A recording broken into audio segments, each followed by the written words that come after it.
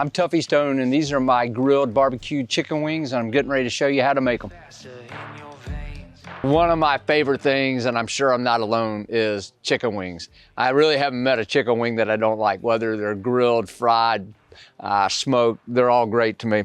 Anyways, we're gonna do a really simple recipe today. It's gonna be chicken wings. We're gonna brine them, we're gonna rub them, we're gonna grill them, we're gonna toss them in a little sauce. It's gonna be really delicious. So we're gonna start with a dozen chicken wings. I've got them in a bowl. I've got my strainer.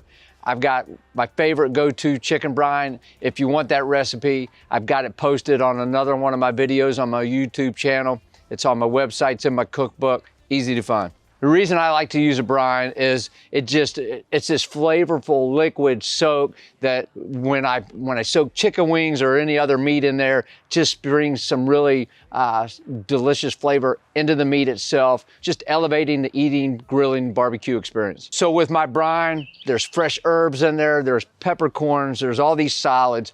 I just want the flavored liquid itself, so I always will strain my brines through this colander. That way I'm not having to pick out peppercorns and things like that off the meat after I've soaked it. So now I've got my wings soaking in my brine. Let's just talk really quickly about brines and how to use them. So this one's got salt, it's got sugar in there. You'll see some recipes where they have you soak the meat for so much time in a brine. Then they go into saying, now rinse it all off to get that saltiness, that salty flavor away. So I have experimented. The bigger the cut of meat, the longer I soak it in a brine. The smaller the cut of meat, the less time. But this is through trial and error. If you take my brine recipe and you soak these wings for 2 hours, it's gonna give you lots of delicious flavor, but it's not gonna be overly salty. I'm just gonna put this in a refrigerator, let them soak for 2 hours. After that, we'll dry them off and we'll rub them, we'll get them on the grill. So I brine my wings for 2 hours, I've drained them off. Now I'm gonna put them on a paper towel to dry. So just take your wings, put them on a paper towel and pat them dry.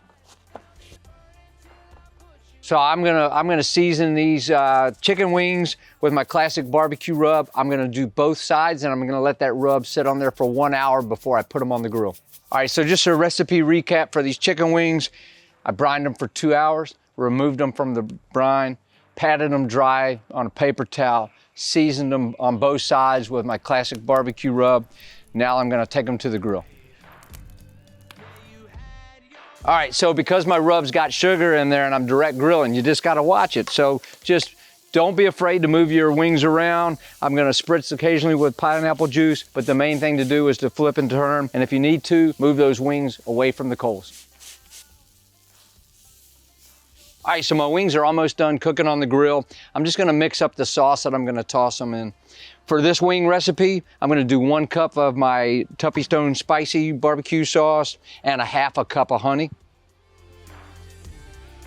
I temp my chicken wings. They're temping about 170, 175. So I'm gonna take them off the grill, put them in this bowl. Then I'm gonna toss them in my wing sauce, which is my spicy barbecue sauce, getting it on all sides. I'm gonna put them back on the grill just to briefly set the sauce. All right, so let's check these wings. I just put them on here for about 5 minutes after I tossed them in sauce. So these are my grilled barbecue chicken wings. The sauce got a little bit of sweet and heat, good char flavor. I hope you make them, I hope you like them. Let me know how they turn out. Yeah, I'm the nightmare you can't escape. You were the predator, but now you are the prey. That paranoia.